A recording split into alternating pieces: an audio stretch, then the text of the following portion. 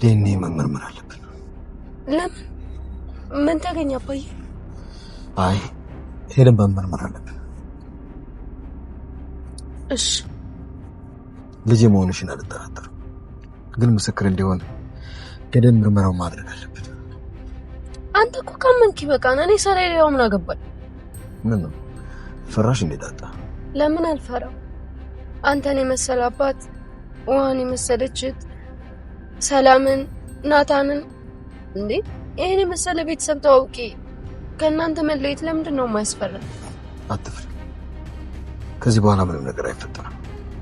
ግን ደግሞ ዲኤንኤውን ማድረግ ይኖርብናል። ግን አባዬ ልጅ ባልሆንስ? ምን ማለት ላልሆን እችላለሁ። ምናልባት የሌላ ልጅ ሊሆን ይችላል። ምናልባትም የሌላ ሰው ታሪክ ነግረው ሊሆን ይችላል። አንቺንና ውሃ አመሳስሎ ላያችሁ ኮመንት ነው ተስሉት። ይህንን ዲኤንኤ ምርመራ የምናደርገው ለሌሎች ልጄ መሆንሽን አፌን ሞልቼ ለመናገር ነው። እንዴ አባዬ ቤት ልትናገር ነው? ልጅ እንደሆንኩ ልትናገር ነው? እሱ ጊዜው ገና ነው። አሁን ግን ወደ ሆስፒታል እንሄዳለን ልንመረመር። አዎ ዳጣ፣ ይሄ ነገር መስመር እየያዘ መሄድ መቻል አለበት። ሁልጊዜ ስንደናገር ምን ነው? ከምር አባዬ ቤት ለውሃና ለአብጌል እህታችሁ ናት ብለህ ልትነግራቸው ነው? ዳጣ አሁን እንሂድ። ይልቀውሽ ስር ቴዲዬ፣ እንግዲህ አንቺ ቅደሚ።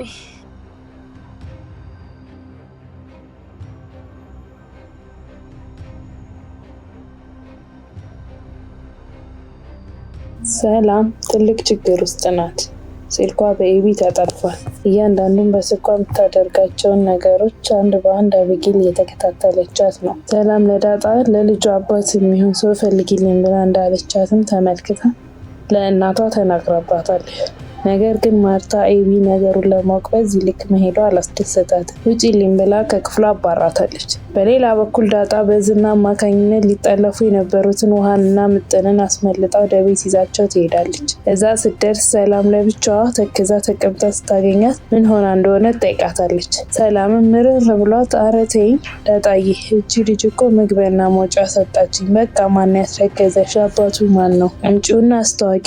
በቃ መተንፈሻ አጣሁ እኮ ስትላት ዳጣ ምናልባት ከናታን ጋር ጠርጥራሽ ይሆናል፣ እሷ በጣም ተጠራጣሪ ናት ትላታለች። ሰላምም አዎ ደግሞ እኮ ውሃን የሰላምን ስልክ ተቀብለሽ አምጪ ብላት ልካት ነበር። ያው ውሃን ታውቂያት የለ እውነቱን ስትነግረኝ አልሰጥም አልኳት።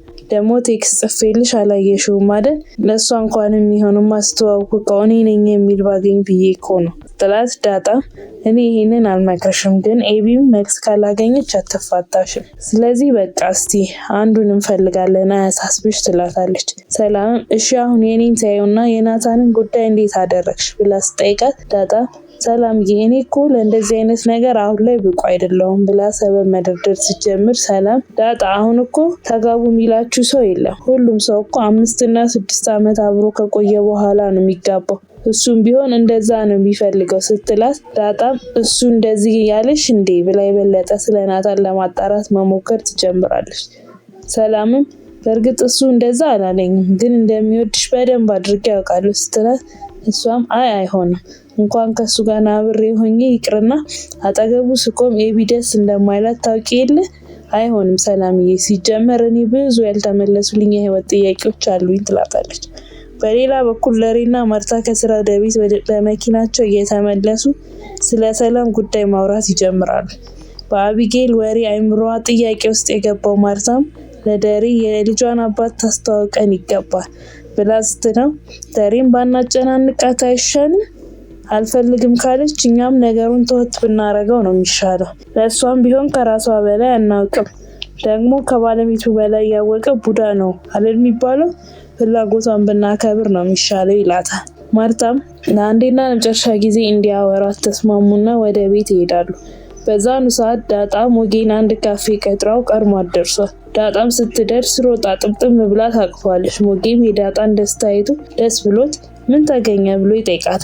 እሷ ደስ ብሎኛል ሞጌ፣ እናቴ እኮ በህይወት አለች ስትለው እሱ ደስ ብሎት ቆይ ዳጣ በምን አወቅሽ ሲላት አባቷ ነግሯት እንደሆነ ትነግረዋለች። ለሱም በህይወት እንዳለች ራሱ ማወቅሽ በጣም ትልቅ ነገር ነው፣ እንኳን ደስ አለሽ ዳጣ ይላታል። እሷም አመስግነው እኔ የምልህ እነዚህና ህፃናት ምናምን ይበዘብዛሉ እንዴ? ባለፈው እነ ውሃን ከትምህርት ቤት ፊልም እናሰራለን ምናምን ብለው መልምሏቸው ስትለው ሞጌም ይሆናል እነሱ እኮ መስራት የማይችሉት ጥሩ ነገር ነው እንጂ ክፉና ወንጀል የሆነው ነገር ከመስራት ወደኋላ አይሉም እኮ በጣም ነው የሚገርሙት ይላታል። ዳጣም ይልቅ ሞገስ ዛሬ የፈለኩህ ለሌላ ጉዳይ ነው፣ ለሰላም ባል እንድትሆናት። ያው ባለፈው ሰላም እንዳረገዝሽ ነግሬ ካልነበር እና በቃ አሁን የልጅሽን አባት አምጪ እያሏት ነው። እሷ ደግሞ ባሏ እንዲታወቅ አልፈለገችም ስትለው ሞጌም ይሄ እኮ ኃጢአት ነው ዳጣ፣ ይሄንን ነገር እኔ ብቻ ሳልሆን ማንም ሰው ማድረግ የለበት። በቃ ባሏን ካልፈለገችው መብቷ ነው። መዋሸት ለምን አስፈለገ? ወይስ የደበቀችው ነገር አለ? ብቻ እንደዛ እንዳታደርግ ንገሪያት ይላታል። በዛን ሰዓት ቤት ውስጥ ናታን ተቀምጦ ኳስ እየተመለከተ ነበር። ሰላምም ስራዋን ጨራርሳ ልታወራው አጠገቡ ትቀመጣለች። ዛሬ ክላስ የለም ማለት ነው? ብታይ እኮ አንተ ዳጣ ውሃ ቤት ውስጥ ስትሆኑ ቤቱ ድምቅ ይላል። እኔ የምልህ ዳጣን አወራሃት እንዴ ብላ ስትጠይቀው ናታንም አዎ እያወራ ነው። እሷ እኮ ቂም አትይዝ፣ አታኮርፍ፣ በቃ ነገሮችን ቀለል አድርጋ ነው የምታየው።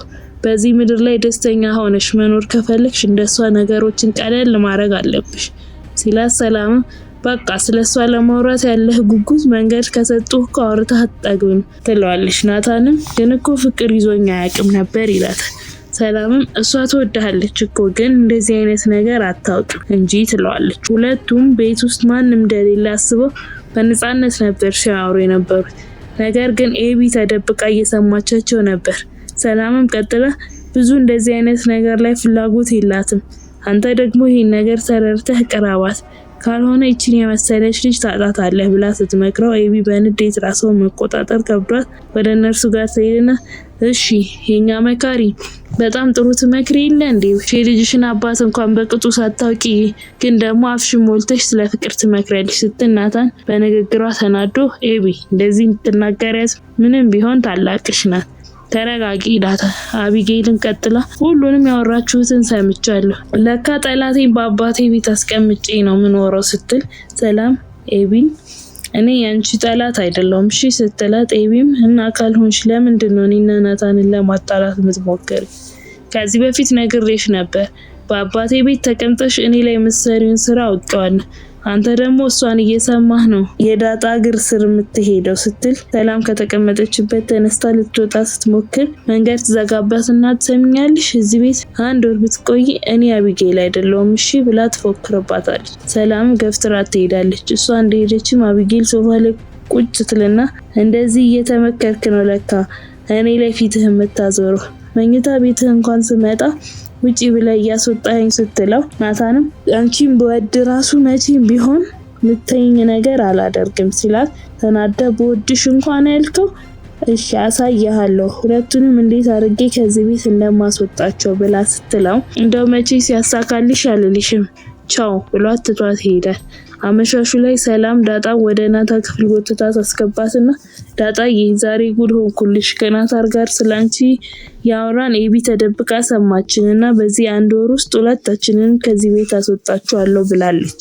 እትዬ መታለች ልታወራት ተስገብግባ ነው የገባችው። ለሷ ከተናገረች ደግሞ ልትጠይቀን ትችላለች።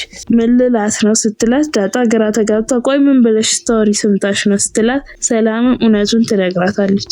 ናታንን ከኤቢ ጋር ሳይሆን ከአንቺ ጋር እንዲሆን ስመክረው የሰማችው ትላታለች። ዳጣ በቃ አትጨነቂ ከተባረርንም አንድ አነስ ያለች ቤት እንፈልጋለን ትላታለች። ኤቢም በዛ ሰዓት እናቷ መኝታ ክፍል ውስጥ ነበረች። እናም ሰላም ለናታን እኔን ትቶ ዳጣን እንዲያገባ ስትመክረው ነበር ብላ ታቃጥራለች። ማርያምን ልመንሽ እውነት ነው እንደዛ ብላለች ስትላት አዎ እማዬ በገዛ ቤቴ ተሰቃየሁ፣ በእነሱ ምክንያት ግን አንድ ቀን ራሴን ባጠፋ እንዳትጸጸቺ ስትላት ተናዳ ኧረ እረፍት ስጪኝ በእናትሽ አሁን ከክፍሌ ውጪ ብላ ታባራታለች። በነጋታው ጠዋትም ደሬና ሰላም የተነጋገሩበት መሰረት ሰላምን ለልጇ አባት ቢጠይቋትም ሰላም ግን አልናገርም ብላ ድርቅ ትላለች። ማርታም በሰላም ሁኔታ ተናዳ ጥላቸው ትወጣለች። ደሬም ከዚህ በኋላ ማርቲ ብትጠይቅሽ ነገር በሙሉ እምቢ እንዳትያት፣ ብቻሽን መኖር ከፈለግሽ ንገሪኝ ይላታል። በሆዷ የያዘችው ልጅ የራሱ እንደሆነ ሳያውቅ። በቀጣይ ክፍል ምንም ይፈጠር ይመስላችኋል? ሀሳብ አስተያየታችሁን ኮሜንት ላይ ጻፉልን። የምንለቀው ቪዲዮ ለብዙ ሰው እንዲደርስ ቪዲዮ ላይክ፣ ሼር አድርጉልን። ቪዲዮ ሲለቀቅ በፍጥነት እንዲደርሳችሁ የደውል ምልክቱን መጫን አይርሱ። በቀጣይ ቪዲዮ እስክንገናኝ እስከዛው በሰላም ቆዩ።